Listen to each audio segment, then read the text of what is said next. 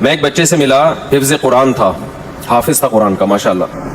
اس نے قرآن پر اتنی محنت کی ہے کہ اس سے جب آپ, اور ایسے بہت سے بچے ہیں کہ آپ کوئی آیت پوچھو وہ فوراً آیت نمبر اور فوراً پارا نمبر, مکی ہے مدنی ہے, ایک ایک چیز فوراً بتائے گا. اس سے پچھلے والی آیت بھی بتائے گا, اس سے پچھلے والی.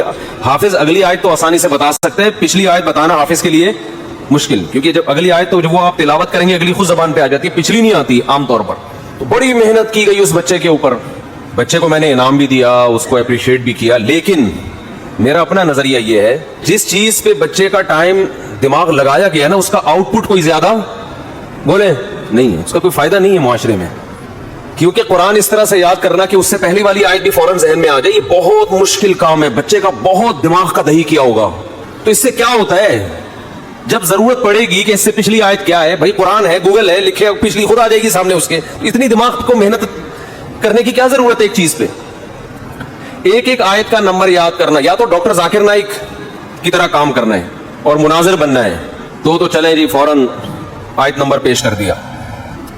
لیکن اکثر علماء یہ بھی نہیں کرتے, اس لیے کہ اس کو رٹا لگانے کی کیا ضرورت ہے. یہ بھی تو آپ آیت پوری پڑھ کے پیش کر سکتے ہیں نا. دیکھو میں نے جو قرآن کی آیت پڑھی, کل نفس ذائقۃ الموت, میں نے حوالہ نمبر پیش, آیت نمبر پیش نہیں کیا, اس لیے کہ یہ آیت آپ گوگل پہ لکھیں گے 10 حوالے نکال کے گوگل آپ کے سامنے پیش کر دے گا. تو جو کام گوگل کر چکا ہے وہ ٹینشن آپ کیوں لے رہے ہو, آپ وہ کام کرو نا جو نہیں ہو رہے.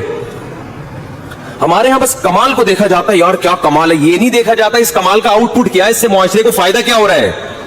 ایک ایسی چیز پہ دماغ آپ لگا رہے ہیں جس میں دماغ کھپ رہا ہے آپ کا, تو یہ آپ کسی اور چیز میں کھپا دیتے تو زیادہ فائدہ ہوتا اس کا. اب قرآن کسی نے یاد کر لیا الحمد سے لے کے والناس تک نارمل طریقے سے تو کافی ہے.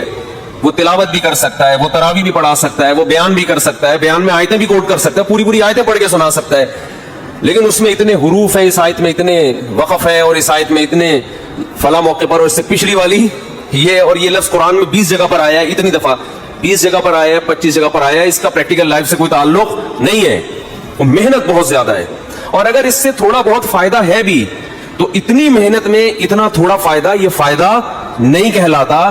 ہاں دنیا میں اور ہمارے پاس کرنے کے لیے کام نہ ہوتے پھر ہم دماغ کو اس پہ کھپاتے. جب اس سے زیادہ امپورٹنٹ کام اور بھی زیادہ ہیں تو ایسے ذہین ترین بچوں کی کھوپڑی ان کاموں میں لگانی چاہیے, کیونکہ ان بچوں کا حافظہ بہت تیز ہے, ذہانت بہت ہے. تو یہ حافظہ اور ذہانت ایسے کام میں لگانی چاہیے جس کا آؤٹ پٹ بہت اچھا ہو, بہت زیادہ ہو, کیونکہ یہ ضرورت تو ویسے ہی پوری. اب دیکھو کوئی اپنے بچوں کو 335 کا پہاڑا یاد کراتا ہے, انہوں نے بھائی 17 تک ہمیں پٹے ہیں,